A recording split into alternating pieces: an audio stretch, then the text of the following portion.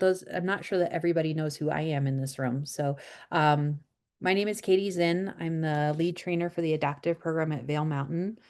I have been at Vail since 2012 and teaching adaptive since my freshman year of college in 2002.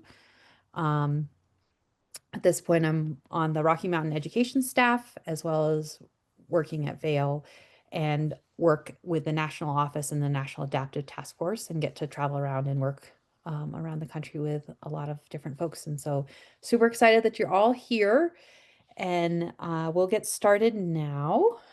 Share my screen.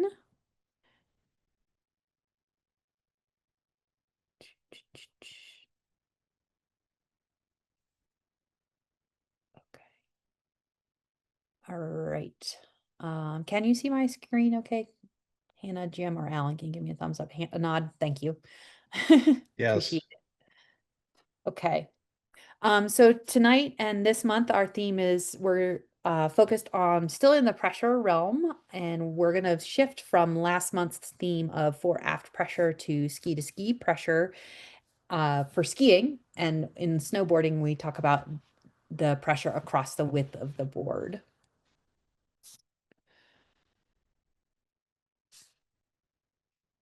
So tonight, the goal is that you guys are a little bit more comfortable with your ability to describe the technical fundamental relating to ski pressure or pressure across the width of the board, understanding the body mechanics, and then also how does that manifest across the adaptive modalities. But in order to really understand it in adaptive, we need to understand it just in the general sense of skiing and snowboarding. So the official language for alpine is to control the pressure from ski to ski and direct pressure toward the outside ski. Where snowboarding, it's controlling the relationship of the center of mass to the base of support to direct pressure across the width of the board. Pretty similar. Obviously, the big difference here is in alpine, we're standing facing down the hill and ski to ski versus for a snowboarder, it's across that width and we are standing so that it's more from the toe to the heel position versus in skiing, it's from left to right. So I have a couple videos real quick. This one has no sound. I turned off the sound so you don't have to listen to it. From the Matrix on our national website. And it's just the quick snippet of controlling the pressure from ski to ski. And hopefully it comes through playing okay. It's not doing great on my end. Come on.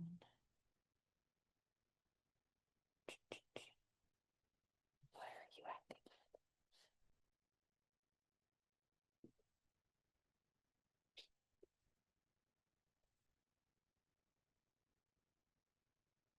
See if we can play that again. So as we watch this member of the national team come down, and again, it's a little bit jumpy, so sorry about that. But you see that the ski is the pressure is directed towards the outside ski. It's not necessarily all on the outside ski. It doesn't mean there's zero on the inside ski, but we are directing that center of mass toward the outside of the turn. And I say outside of the turn because that's going to become pretty important once we get into the adaptive world and there's only one ski underneath.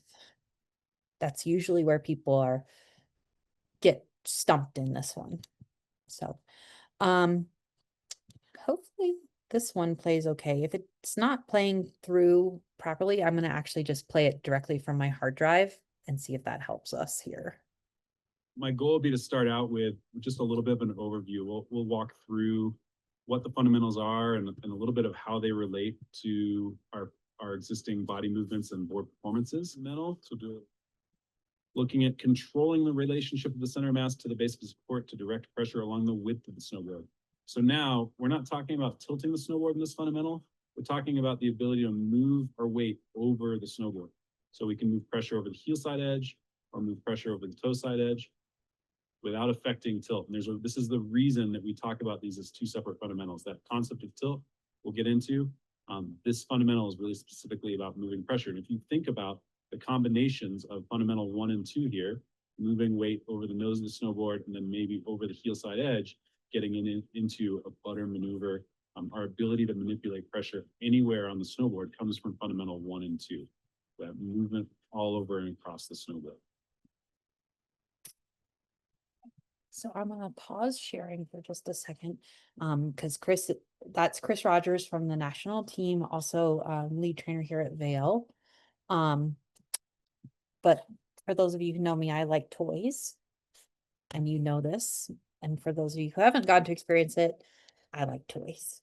So, I have a snowboarder here, and to kind of re-emphasize what he was showing us, what we're talking about is if this is downhill, we're talking about managing the pressure here. And it's really easy to get that entangled, or think about it as part of tilt, which is how the board is actually getting up on edge. But it doesn't necessarily mean that. It just means, how is that center of mass moving with that board flat? So thinking about where that board is flat, if the center of mass is bounced here, if it shifts forward towards the toes or it shifts towards the heels. So it's again, it really shows how closely related these fundamentals are and how they blend together. But with this particular one, if we're isolating it into just that piece, it is just thinking flat board and how is that center of mass moving around on that from toe to edge, where last month we were talking about from the nose to the tail.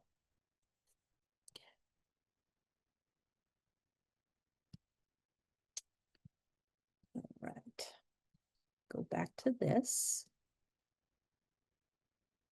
My goal would be to start. Okay. So, why is this important? Why is it a fundamental for both skiing and snowboarding?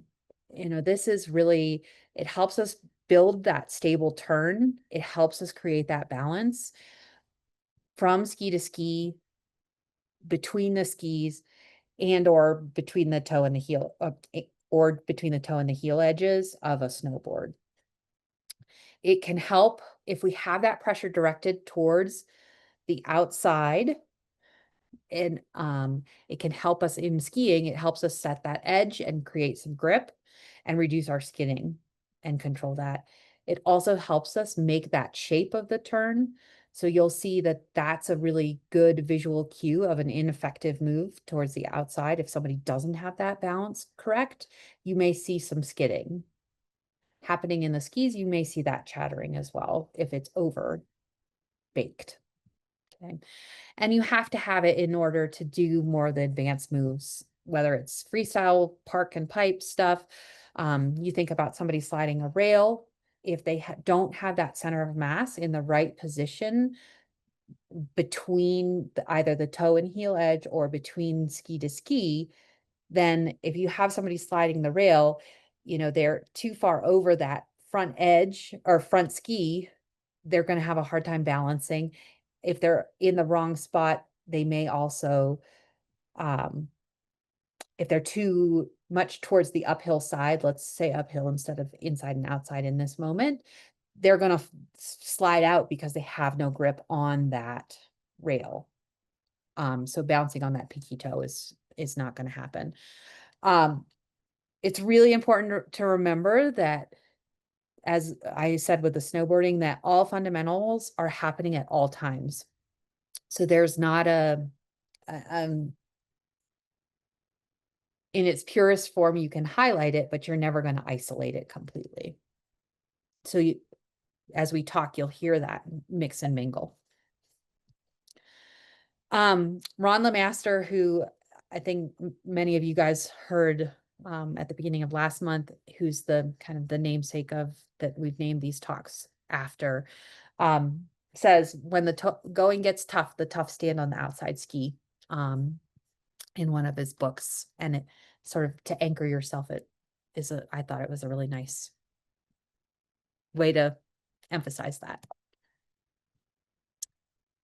So when we're talking about the ski to ski and frankly, even in snowboarding, it's a really, to balance this way laterally is a really natural thing. We do it, whether we're jumping from side to side, where athletes will do it, whether they're getting ready to cut in soccer or they're getting ready to shoot a, a basket. There's so many different things that we actually find that our body actually prefers to balance and drive that center of mass a little bit more towards the outside balancing foot. And when you actually stop and think about the anatomy of the human foot and the bones of the foot and even the size and of the surface area, if you were bouncing over your pinky toe side, which is the lateral side, you have less structure there to balance against versus if you're bouncing over the big toe side, you have more structure, more bones, you have the arch. That's part of why arch support in our ski boots is so important, because if that arch just collapses, it doesn't give us that ability to balance it. So another piece is that we're not necessarily, I think there's a bit of can be a really subtle misconception in that we're not necessarily pushing against the outside ski, but we're directing that balance over it. A lot of times you'll hear, I know Jim Shaw does it, is a big advocate for it. He says instead of directing pressure, he says directing balance towards the outside.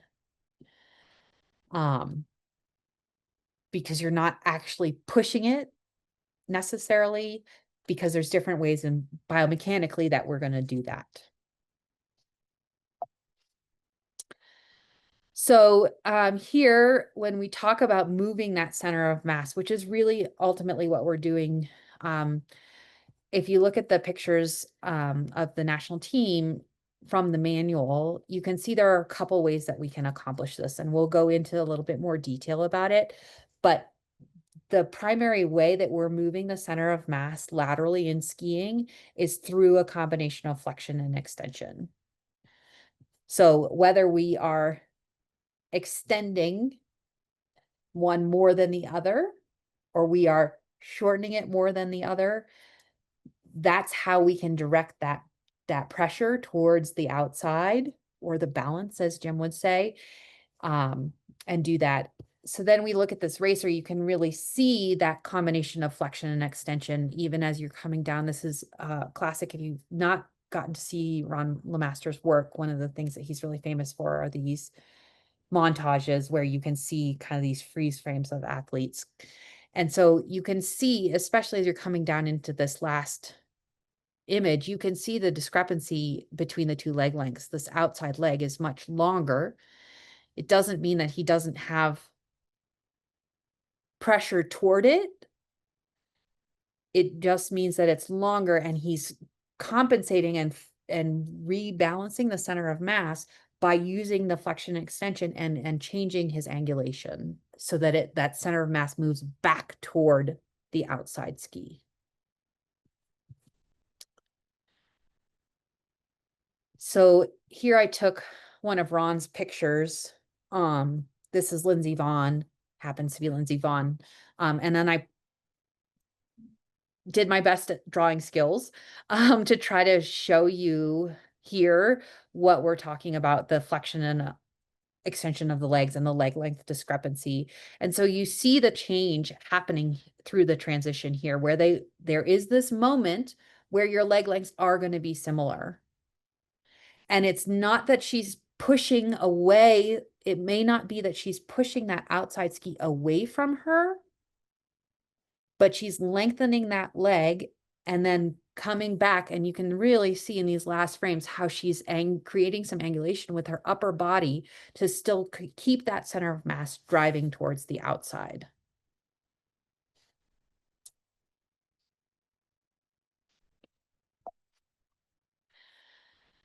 So in the skiing realm, whether you're working with students, you're getting ready for an assessment, regardless of what your intention is, or you're just working on your own skiing, there's some really good ways to have some quick references because one of the things when we're talking about pressure is we're talking about how the ski is bending, right? So as I increase pressure, I'm going to, a ski naturally has camber in it. So I'm going to flatten that out and I'm going to press it into the snow. That can be very hard to see. In this picture, I can't particularly tell which ski is bending more than the other, but I actually can tell where her weight is being directed. So the reason that I can do that is because I can see that the ski is more engaged on her uphill ski, on her inside ski. So there's more snow coming off of it. And even though this is a freeze frame, I can tell that. I can tell that because of her body performance. What I can see is that her shoulders are parallel to her skis, right? They're not staying level. The hips are parallel to the skis. I also see some really big cues because I see that the pole is off the snow. I see that the outside hand is higher than the inside hand. And yes, what she doing? Having a blast? Absolutely. But is it the most efficient? So it's not that it's wrong. It's just there are opportunities to create some more efficiencies with this particular freeze frame moment of this woman skiing.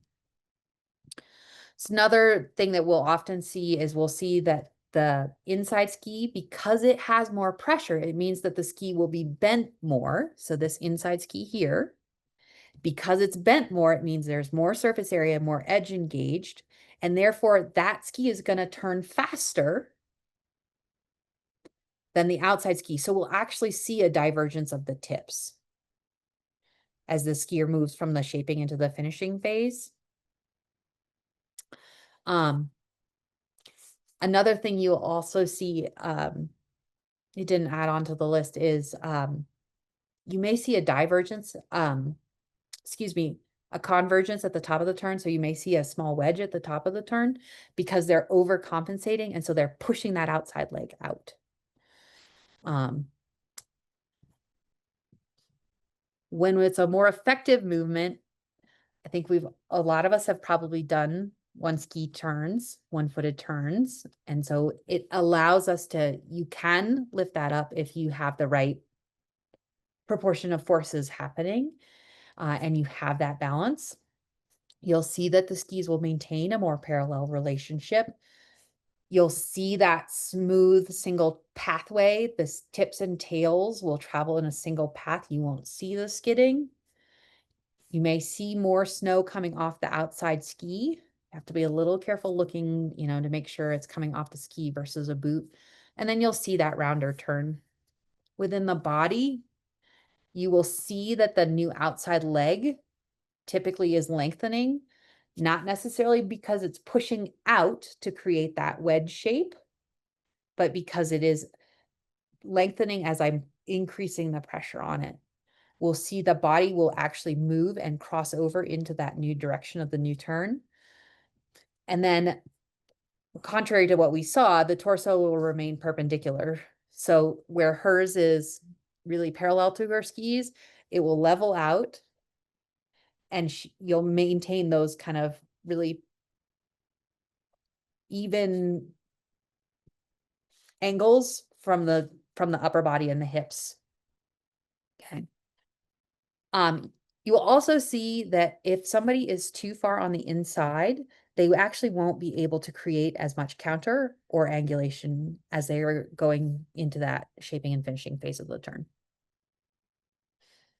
And that's just, again, that's a biomechanics thing. The femur doesn't do that. When you are really locked up, it actually blocks the femoral head from turning in the hip socket to create that counter. And so it's sort of a chicken and egg situation, which came first. And that often you'll see as we teach, that's a bias as to how many of us view skiing. We each do it differently and where we insert which piece of information. So when we go into the snowboarding realm of things, again, we're talking about across the width. And to restate what Chris said, and I said earlier, this is not tilt. It's not tilting the board, but it does influence tilt and angulation, but it's that lateral movements in the frontal plane. So the frontal plane again is if I divide the body in half, I have a front half and I have a back half. And so it's that movement in that plane.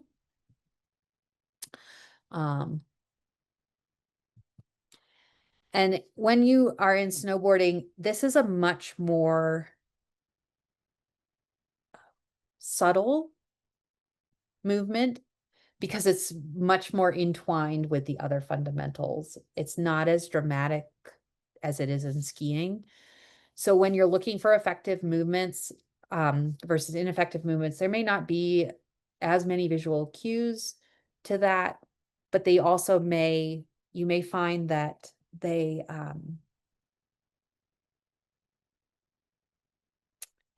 get in sort of this tangle with other fundamentals, and they all are playing intermingling much closer together. So with a snowboard, similar to skiing, you'll see sort of some abrupt movements. You'll see sort of a wonky turn shape, but you'll see them as they cross over and move from kind of the heel edge of the board to the toe edge of the board. There may be an abrupt shift. So it means that they're not able to control that movement of center of mass from one side to the other of the board. And this often looks like them hinging at the waist. So sticking out their bum and then bending way over and sticking their head way forward to counteract the misalignment of the center of mass over the board. More effective movements, things that you're going to see the nose and tail traveling in a single path, more of a smooth arc. And then with the body, you're going to see the hips moving forward and backwards, but everything's going to remain parallel to the board. And that center of mass is going to move around that across the from the toe edge to the heel edge. And because they have more mobility, because they're not hinged over, they will be able to have more precise, refined movements.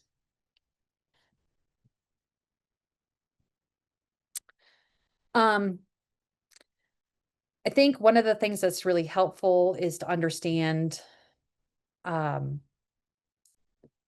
move our bodies the way that we're trying to talk about this. So Ryan Christopherson, who's on our national team, did a presentation during COVID for the Western region about how to move and demonstrate and practice these fundamentals, both for ourselves, but also how can we help our guests. When we think about any athletes that we're working with, regardless of whether they're skiers, snowboarders, mono skiers, 3-trackers, 4-trackers, sliders, ski bikers, it doesn't matter. Some people we know are feelers. And so this can be an activity that we can do to be able to help people start to get a sensation for that. So this video is a little bit on the longer side, but we'll play through this and hopefully it will also help you see some of the body mechanics that we're talking about that influence this ski to ski and lateral pressure for snowboarding.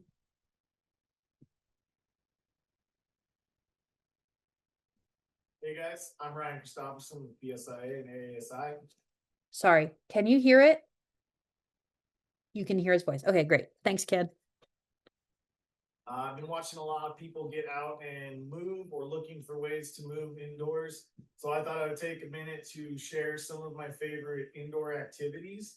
The goal with this is not so much a workout, but more what is my body doing? You know, and I think a lot of people, when we're getting feedback or we're trying to make changes in our own skiing and riding, we have a disconnect between what we think we're doing and what we're actually doing. And, you know, I mean, we can get a lot of feedback while we're out skiing and try to make those changes, or we can film ourselves and try to create alignment there. But another way that I'm a big fan of is through understanding sensations.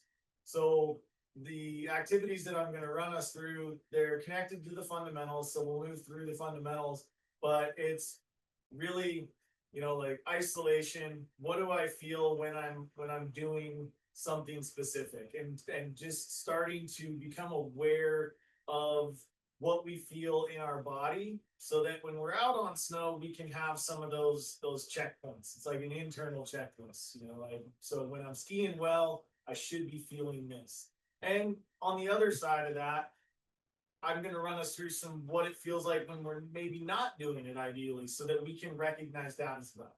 I hope you guys enjoy. All you need for this is, if you don't have anybody that you're quarantined at home with, you just need a wall and maybe a chair, or one of these balance balls things that we've got, a camera or a mirror, so that you can kind of take a just reading, make sure that we're kind of on par. But this is something that you can do alone, or if you've got a quarantine buddy to join you, that would be great as well. Hope you enjoy.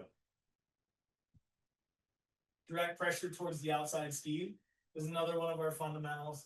So we do it all day, you know, like we pick up a foot, you can do this with me, we pick up a foot, you pick up a foot, right? What does that feel like?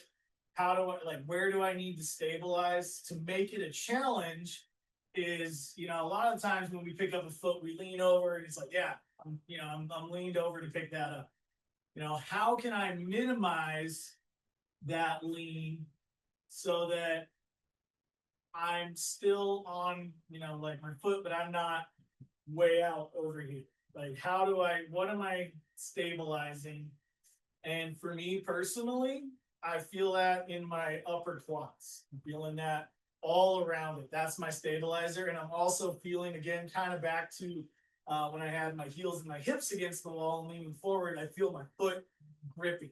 You know, I mean, I've got my slippers on right now, so like they're not gripping, but like we've all felt that. Like, what do we do? What does it feel like? But it's also good to know what it feels like when I do it in maybe not an ideal way, right? When watching that again actually made me think of something. When I'm doing that statically and I'm doing it well, I feel my big toe, my little toe, and my heel anchored in. I know a lot of us, when we're out there teaching, we'll talk about how we move across the ski, and some people will be, you know, like go from the little toe to the big toe, and then back again. So I also think it might be a way to challenge yourself with this exercise specifically is, you know, what does it feel like to be able to lift up your foot and anchor all three of those points, big toe, little toe, heel? What does it feel like to pull the pinky toe up a little bit so that we're on our big toe and our heel without swinging one way or the other? And then vice versa. Can I pull my big toe up a little bit, keep my little toe and my heel anchored? But again, let's limit the movement. We're not trying to lean one way or the other. So just find ways, you know, to challenge it. And then how do they feel, but how do they feel different?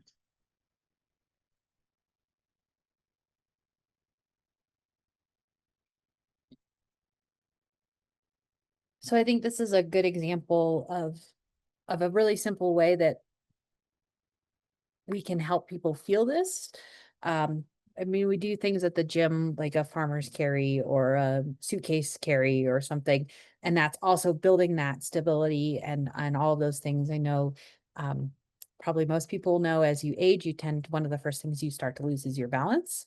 And so they encourage you to do things like brushing your teeth, standing on one foot. But how can you do that without these huge overcorrections and doing that? And so managing how I'm flexing and extending my joints. And it's also actually a rotational move of that femoral head that's resulting in that, because the knee can't go side to side. This is actually, what I did is I chopped out the rest of this webinar. It is available on YouTube if you're interested. It goes through all 5 fundamentals and a bunch more exercises to help highlight the different fundamentals and different movement patterns and understand the effects of different movements of the body and how that might influence. And I think it's a really great way for us to even think about it in the adaptive world, because these are some of the activities that we might have somebody do ahead of time when we first meet them to get a sense of what their abilities are. But why does that have to be limited to adaptive?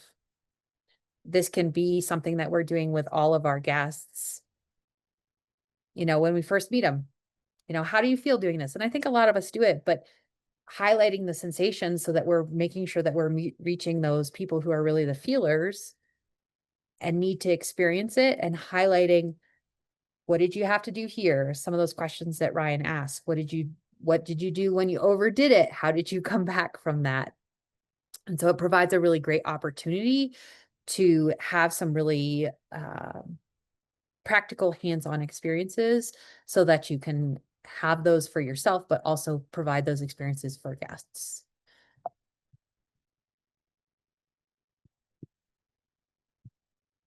Okay. So let me go back one slide. No. Shoot. Okay. So when we're talking about the body movements for that, I'm gonna go back to this picture here. And we're talking about the skiing. And when we talk about the flexion and extension, there are really kind of three ways that we can do it. We can extend the outside leg while we're shortening the inside leg, or we can shorten the outside leg to shift that center of mass while we're lengthening the inside leg. So that makes, hopefully that makes sense to everybody. Actually, stop sharing. And then let me show you on this guy. So he doesn't have his skis on right now, so bear with me a little bit here. So if we're coming out of the turn and we're coming out of a turn to the right and we're getting ready to turn to the left, I can either extend this leg and result in this, and at the same time I'm retracting, I'm shortening this inside leg. You'll often hear people call this toppling over, is a common word that people throw in there. So both legs can extend, or I can but extending the outside leg more. That's that kind of up and over topple. Okay. Or both legs can retract. So I can do it as more of a retraction turn. So those are kind of the three, not kind of, those are the three ways that I am going to move my center of mass. I'm coming out of this turn. I can extend my new outside leg while I'm simultaneously retracting the inside leg to end in this position. Or both legs can extend at the same time. So I'm coming out of this turn and I go up and over. This is my favorite move. It's not necessarily the most efficient. Or I can, or I can retract both and do more of a crossover. Okay. So when I think about those three choices, when I'm doing the one where I'm extending, when I'm extending the outside leg while I'm retracting the inside leg, this one is sort of the middle of the road as far as effort and the response time. It's not going to be too fast. It's not going to be too slow. It's just going to happen. If I do where I'm extending both legs and going up and over, that is going to be the easiest, but it's also the biggest move. So it's all that means for the time when you think about the kinetic chain, by the time it gets down to my skis down here, it's also going to be the slowest to get my skis to respond. When both legs are retracted to transition and shift the pressure towards the outside, new outside ski, but this one is retracting less, it's the most work, but it's really effective if I'm doing high speed, dynamic turns, variable terrain, etc. to do that. The other thing that you will see, which I did mention is you'll see somebody will actually displace their outside ski or leg. So they will actually move that ski away. And it will depend on the person how much weight they actually also transfer with that move. And also the blend of the other fundamentals. Okay. So as we move into the finishing phase of the turn, we still have to control that center of mass, right? This is not a single image sport, it's a moving sport. And so how do we think about maintaining that center of mass and continuing to direct that pressure or the balance towards the outside ski? And there's a lot of ways that people will cue this to help people feel it or give some sort of visual connection to that. A lot of times like we talked about, it's that keeping the shoulders and the hips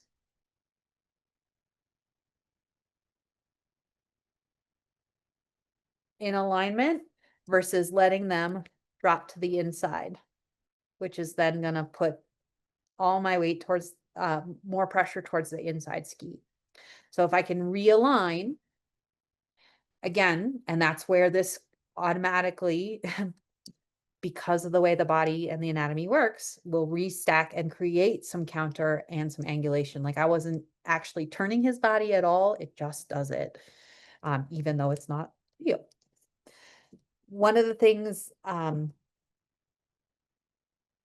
do really well with an external cue. So some of the things that I've heard people do is thinking about lifting the inside hip. So some people, it's pulling this hip up to shift the center of mass towards the outside. The one that has resonated the most with me is to think about putting a little wet sponge right in my hip, and I have to squeeze the water out of the sponge and wring it out. And that helps me think about crunching those obliques and directing that which will then pull that center of mass back towards the outside. I like the sponge one. I think for me in particular, it has really resonated, especially when I'm in a mono ski or in a sit ski, because I'm more compact there too. And so I can really feel that obliques happening. So as we look at some more videos, we'll move into some adaptive videos now. You'll see some less efficient movements of that. And we'll talk through it.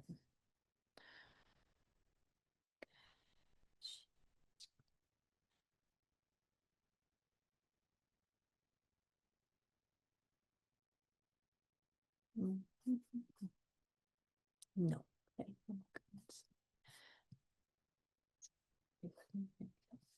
Okay.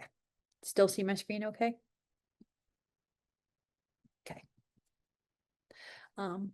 Okay, that is this. Continue to share this window. Okay, sorry, error message. All right, so as we get into adaptive, and this is what is really so incredible about those fundamentals, is they really don't change. So when we were talking about in the different adaptive modalities, we have a lot of people who are just standing up. Whether they have a cognitive diagnosis, they have visual diagnoses, there's not any additional equipment. I think where it gets most confusing is when equipment is involved, especially when we take away one ski. So I'm going to start there. This is an athlete. His name is Daniel, and he's a low thoracic spinal cord injury. And he is in a monoski. This is on green terrain. In this, as we watch this, look for some of those visual cues that we talked about. So we talked about them for somebody standing up, but you can still see the same thing. You can see the inside shoulder dip. He's enhancing that dip by also reaching without rigor. It actually makes it even worse.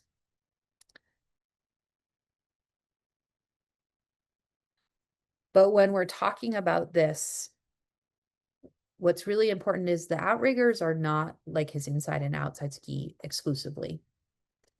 Of sorts they are, but it's better to think about this as more of a snowboard actually, where you're thinking from side to side on the one plank.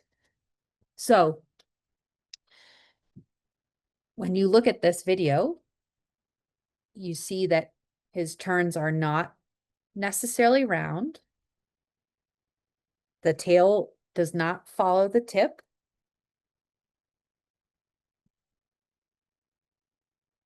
And you see the outcome of that. So when the pressure is too far to the inside, because he only has one platform, the ski comes right out from underneath him. It's a really common challenge. Snowboarders have it easy because their platform is much wider. These guys are on just an alpine ski. And so that platform not being as wide, it doesn't hold the edge.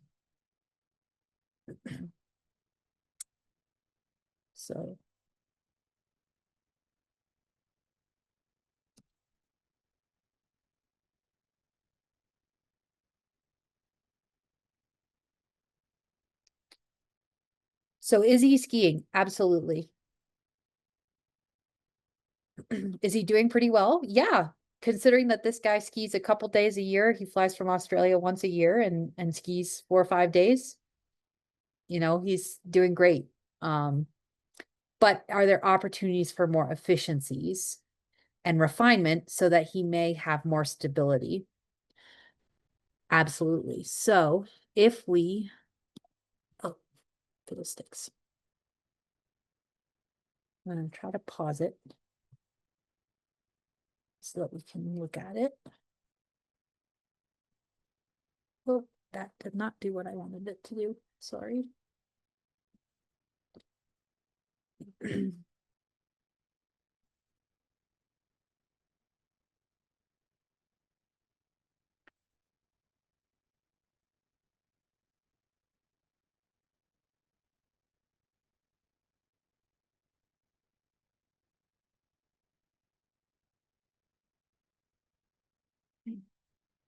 So here, he's coming into the finishing phase out of the shaping, obviously.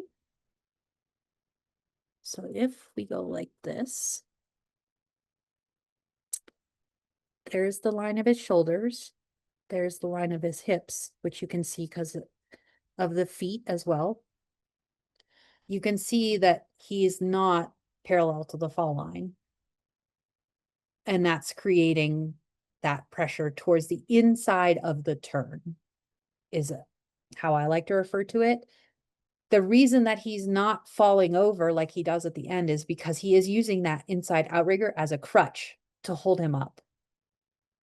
So this is where that the equipment, it's not really an inside ski. But it is still playing into that. And because it is so far away from his regular ski and uphill of himself, it's actually also encouraging him to get even further inside of that turn. So in a more ideal performance, what we'd like to see is for him to get a little bit more parallel to the fall line with his shoulders and hips as much as he can at the level that he can. So he's a low thoracic spinal cord injury. So he just above the waist. What we ideally like to see is for him to create a little bit more separation there and angulation so that the upper body at the point that he can do it then shifts and has some counter to pull and pulls his center of mass toward the outside of the turn again. One of the activities that I do all the time, and I think we do a lot with stand-up skiers, is having them tap or slide their uphill ski, inside ski.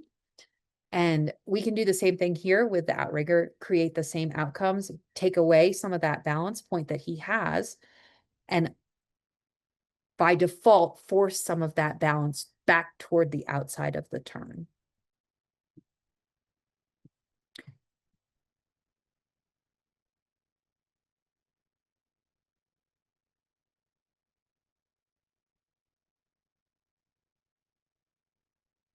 So even as he's going around the turns, you can also see another clue. Let's see if I can get it.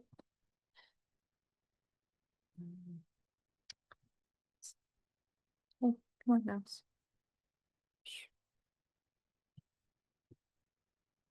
This. So you can see his outside outrigger actually come off the snow on some of the turns. You watch carefully, which is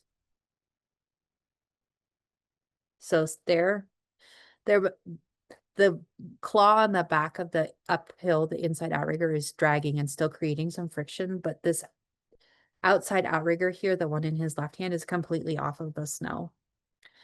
Therefore, I know that the pressure is not being managed toward the outside of the turn. It's the same as we see with a stand-up skier when we have them drag their poles.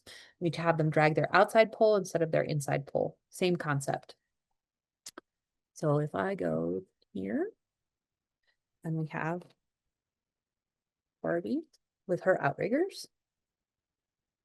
Okay, so if, and she's not as bendy as the other one, so it's not quite as effective of a image, but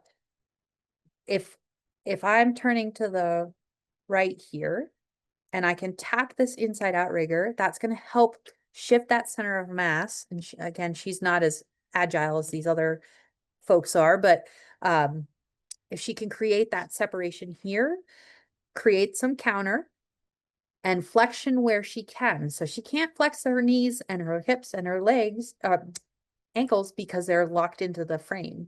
Think of this as her boot, but where she can flex is, in Daniel's case, that T8 level. And so if she can create some flexion there and direct that center of mass back towards the outside of the turn, she will have a more efficient move. So same cues. If the shoulders are, he's doing it this way where the outrigger is so far inside that it's dipping him into the turn. And on that last turn, it's so far that the ski can't hold its edge. It loses traction and loses grip. If we can increase the flexion towards the outside and with counter and angulation, then we will create that pressure towards the outside ski or outside of the turn in the case of one ski. Katie, I have a question on that. Yes. So being new to this and really trying to understand and not get too focused on equipment and still trying to look at the body on that skier, and then using your little demonstration there with like that inside arm, inside outrigger. It looked like as the skier was coming through, that arm was really far forward up towards like the tip of the ski. Does that have an impact on that kind of getting, I guess, too much inclinated or not directing pressure towards the outside of the turn? Does that have an impact on? I can definitely go into it more in depth after we finish the presentation part of it, but this, when you think about the four, where this is outrigger is in relationship to the ski. Yep. That's going to be more influential on the fore aft pressure realm. Okay. That's 4F. Okay. Yeah, but we'll talk more about, let's remind me and let's talk more about it. Fair enough. Thanks. Okay. Okay. All right. And he'll be mortified that I showed you this video of him falling, but I really like this video because it shows, it really demonstrates what's happens. And so you think about it, like we see it in ski racing, right? They're going at Lindsey Vohn's going Mach Schnell and she gets too far to the inside and she's balancing, thinking about it over that pinky toe. It doesn't have the strength to do that. And so that ski loses its purchase and they slide out onto that, laying on that inside hip. So we see it, but that's a classic fall for somebody who's too far to the inside. And it is, we use the term banking is another word that you will hear, is that people are banking into the hill. So meaning that they're leaning too far into the hill. It's the same concept. So now, if we look at this, this is somebody who is a single leg amputee. Pretty early on in his career 3-tracking. And I did him second because it's not as apparent because he's going at lower speed. The pitch is a much lower angle. This is on the learning terrain on the carpet here at Vail. So it's not as apparent. But you can see that he actually has a little bit more pressure toward the outside than, for example, Daniel did, our monoskier. And you can see that because you can look at his shoulders and see them staying more level. He's not tipping the tray of hot chocolate. You hear that one with the kids spilling the tray of drinks. And you can also see how this outrigger, just a teensy tiny bit. Can you see maybe if you look closely? So the angle here is the snow. This is not a great drawing, but versus here, the outrigger is laying much closer to the snow. Okay, so that tells me because of the way an outrigger is built, there's actually tension in there. And if the way that his outriggers are set up, if there's no pressure on the bottom of them, they're going to sit at a 90-degree angle. Versus if they have pressure, they'll actually flatten out. So that's how I know that there's more pressure on this outside outrigger than there is on the inside. And I can highlight that and see it because I also can see that his shoulders are more level and parallel to the fall line. The hips are more parallel to the fall line, as are his hands. We can see that the outrigger is close to his body. He's not reaching way far away from him uphill, which is a dead giveaway that he's too far to the inside. And we also, when I play it again, you'll see like he's making a much more, relative to the last athlete that we watched, he's making a more round turn. Oops. Come on, you silly thing. Okay.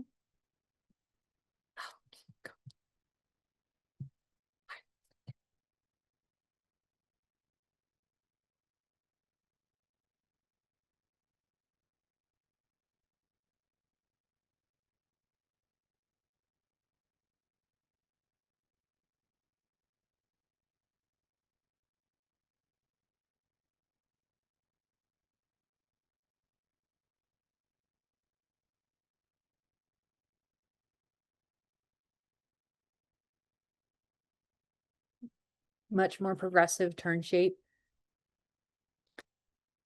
He is still fairly early in his learning career, and so he is actually still leaning pretty hard on both outriggers and can't quite lift them off the snow yet until he gets on the flatter stuff, but and rely upon that leg more.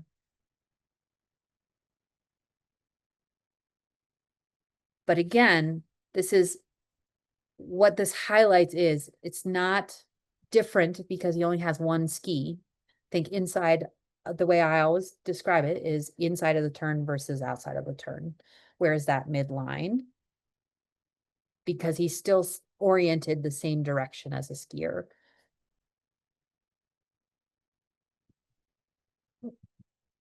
So now, this is another person who's an amputee, but on a ski bike. And I put this in here because I think it's a really highlights some of the same maneuvers, and you can see sometimes the bike actually highlight the being too far inside because the tail actually slides out, which we actually want in a ski bike with this particular one. That's part of how he controls the speed is by pushing that tail out.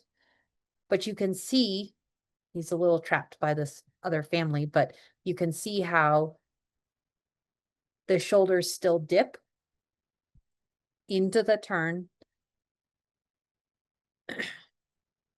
But you can also see a little bit of the difference from one turn to the other, depending on whether he is on the side, turning towards the side where his usable leg is the outside, or if his usable leg is on the inside of the turn. So again, because that inside leg can act as another point of balance to the inside.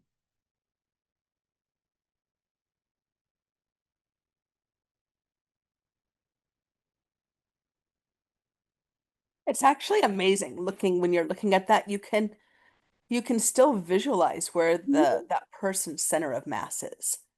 Correct. And that's, It's very interesting. It's even though they're on so many different types of equipment. yeah. And that's the point of this. And that's the point of all of this stuff that we're doing this summer is skiing is still skiing, snowboarding is still snowboarding. So whether, and I'll show you, I don't have any good videos of it, but I'll show you with my doll, the last little piece of them with an outrigger, but you have to, don't overthink it. Don't overthink it. It's just not as intense, but the way that these fundamentals truly are fundamentals, because regardless of what is on top of that ski, what is on top of that snowboard, it doesn't matter. The fundamentals are still the fundamentals. And it just becomes tuning our eyes to seeing these different things. So here, the athlete, don't mind the guy in the black, he's also videotaping, but the athlete is in the red pants and the black coat. This is a student with low vision. Actually, he has very low vision, little to none. And I use this because it's an example of a stand-up skier who happens to also be an adaptive athlete, but he's still just a skier. This is on Swingsville Ridge at Vail, so it's a really cruisy, mellow green before one of our harder greens on the mountain, our transitional greens. But very, very chill terrain, but can also have a lot of traffic. So here you can watch the legs and watch the flexion and the extension of the two legs and see, is this what he's actually focusing on? No, absolutely not. But you can still see the body mechanics naturally do it, but he's overextending that outside leg as he's moving into that finishing phase, and that's tipping him to the inside of the turn.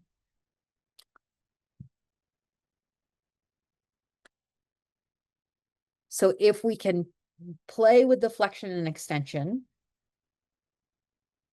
and how is he entering the turn using those so that he doesn't have to then move so far, but because he's so far inside, this tends to be where we see what he's doing, which is the extension of both legs, and they go up and over the top. And because that's a pretty big move, you tend to overdo it. And that is where you end up kind of in a self-fulfilling prophecy where you keep getting to the inside because you keep overdoing it.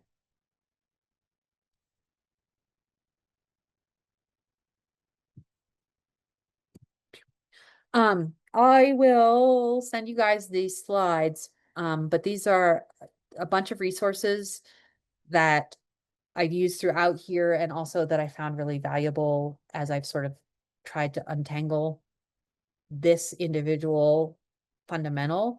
If you want to learn more about it, Ron Lemaster, his book is available.